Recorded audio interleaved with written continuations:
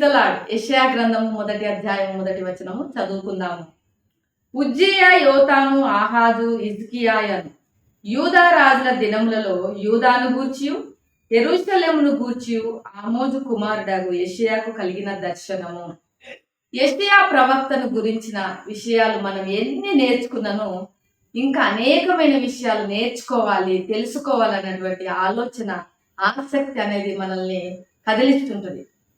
ఇక్కడ యెషయా ప్రవక్త యెరూషలేము పట్టణంలో దాదాపు 760 క్రీస్తు పూర్వము ఆ ప్రాంతంలో జన్మించినట్లుగా చరిత్ర తెలియజేయుచున్నది.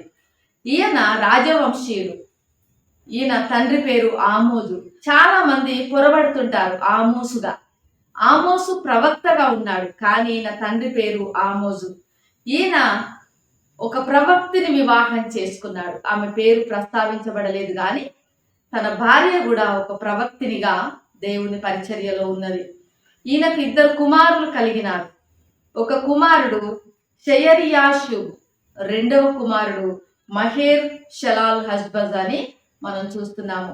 అయితే యెషయా ప్రవక్తగా ప్రజల మధ్యలో దేవుని సందేశములను ఇస్తూ మరి పరిచర్య చేశాడు. అలానే ఈయన రాజవంశీయుడు కాబట్టి మరి రాజరిక వ్యవస్థకు సంబంధించిన వ్యవహారాలలో కూడా చాలా చురుకైన పాత్రను పోషించిన వాడుగా ఉన్నాడు.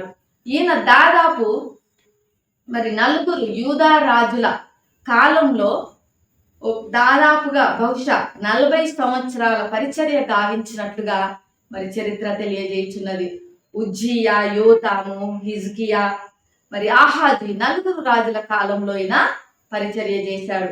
అంటే మొట్టమొదటి రాజు ఉజ్జియా. ఆయన ఉజ్జియా కాలంలోనే ఈయన జన్మించినట్లుగా తెలియబడుచున్నది. అయితే ఇక్కడ ఈయన మరి దేవుని యొక్క మహిమను మరి దర్శనంలో చూశాడు. దేవుడు అత్యున్నతమైన సింహాసనం పైన ఆసీనుడై ఉండుట, మరి శరాపులు, కెరూబులు, 24 మంది పెద్దలు దేవుని స్తుతించుట, మరి ఆ దర్శనమును చూసి దేవుని యొక్క పిలుపును అందుకొని దేవుని యొక్క పరిచర్య కొరకు ఆయన మరి ముందుకు సాగినాడు.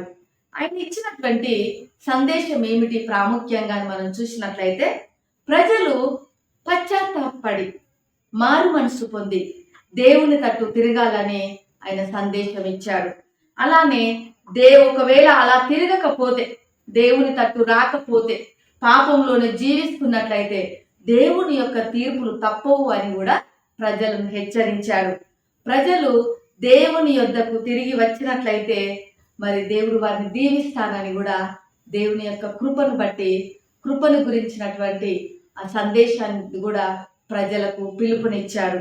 సమాజంలో జరుగుతున్నటువంటి ఎంతో అన్యాయమును, అలానే విగ్రహారాధనను ప్రజలు ఆత్మీయంగా ఎంత మరి పతన స్థితికి చేరుకున్నారు, వీటన్నిటిని కూడా ఆయన ఎత్తి చూపి ప్రజలను హెచ్చరించాడు. అలానే ప్రాముఖ్యమైన సందేశం ఏమిటంటే, యెషయా గ్రంథంలో అందరికంటే ఎక్కువగా క్రీస్తు మరి మెస్సియా యొక్క జన్మదినం లేదా ఆయన పుట్టుకను గురించినటువంటి ప్రవచనాలు అనేకమైనవి యెషయా ప్రవక్తనే ప్రవచించాడు.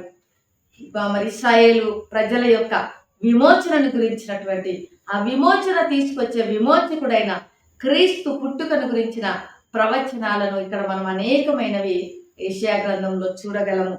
మరి ఈయన చాలా ధైర్యవంతుడు. ఆహాజు రాజు చాలా చెడ్డవాడిగా పేరుగాంచాడు చరిత్రలో. మరి అలాంటి రాజుని కూడా హెచ్చరించిన వాడుగా, ఆయనను ఎదుర్కొన్న వాడుగా మనం వాక్యంలో చూడగలము. అలానే ఈయన మంచి దేవుడి సందేశాలను ఇచ్చి, సలహాలు ఇచ్చి మరి ప్రోత్సాహపరిచేవాడుగా ఉన్నాడు. ఎలా అంటే హిజ్కియా మహారాజు మరి ఆయన మీదికి, ఆయన కాలంలో అశ్షూరీయులు దండెత్తి వచ్చారు యెరూషలేము పట్టణం మీదికి. ఆ రీతిగా పట్టణం ముట్టడి వేయబడినప్పుడు మరి హిజ్కియా మహారాజుకు దేవుని యొక్క సందేశము మరి ధైర్యంగా ఉండమని ధైర్యంతో కూడిన సందేశాన్ని అందించాడు. అలానే హిజ్కియా మహారాజు మరి మరణకరమైన రోగంతో బాధపడుతున్నప్పుడు కూడా మరి తన యొక్క స్వస్థత విషయమై దేవుని చెంత మరి సందేశాన్ని కూడా, మరణ వార్తను దానితో పాటే స్వస్థతను గురించినటువంటి మరి నిరీక్షణతో కూడిన వార్తను కూడా తీసుకొచ్చినటువంటి వాడుగా కూడా మనం చూడగలము. అయితే యెషయా ప్రవక్త మరి మన ముందు ఒక గొప్ప మాదిరిగా ఉన్నాడు. ఎందుకంటే పాత నిబంధన మరి ప్రవక్తలందరిలో కూడా ఈయన గొప్ప ప్రవక్తగా, పెద్ద ప్రవక్తగా పేరుగాంచినాడు. అలానే పరిశుద్ధ గ్రంథంలో 66 గ్రంథాలు ఉన్నవి. కానీ మరి ఈయన గ్రంథంలో కూడా 66 అధ్యాయాలతో కూడినటువంటి గ్రంథంగా ఉన్నది. అనగా మినీ బైబిల్గా ఈయన యొక్క గ్రంథము పిలువబడుచున్నది. ఎంతో ప్రాముఖ్యమైన వ్యక్తిగా ఉన్నాడు. మరి ఇలాంటి వ్యక్తి దేవుని కొరకు ఎంతో గొప్ప పరిచర్య గావించినాడు.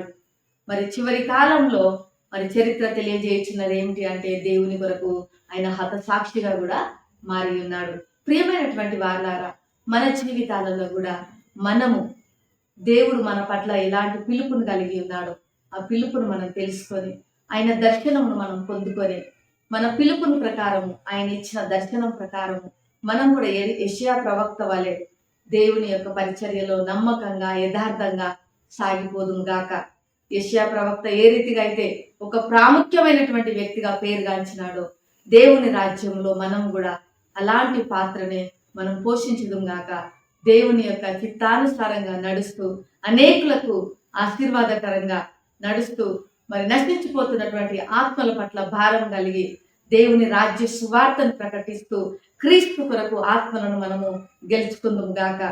ప్రేమ నమ్మకం కలిగిన పరలోకపు తండ్రి, పరిశుద్ధుడానికి వందనాలు చెల్లిస్తున్నాను.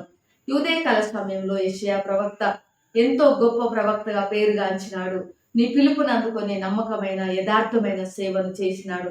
మేము కూడా మా జీవితాలలో ప్రభువా నీ దర్శనమును పొందుకొని మీ పిలుపును అందుకొని నీ పరిచర్యలో యథార్థంగా సాగిపోవుటకు నీవు అప్పగించిన పనిని మేము నమ్మకంగా చేయగలుగుటకు నీ కృపను మాకు దయచేయమని, వీడియో వీక్షిస్తున్న ప్రతి బిడ్డను కూడా మీరు దీవించి ఆశీర్వదించమని యేసు నామములో ప్రార్థిస్తున్నాను తండ్రి. ఆమేన్. దేవుడు మిమ్మల్ని దీవించును గాక.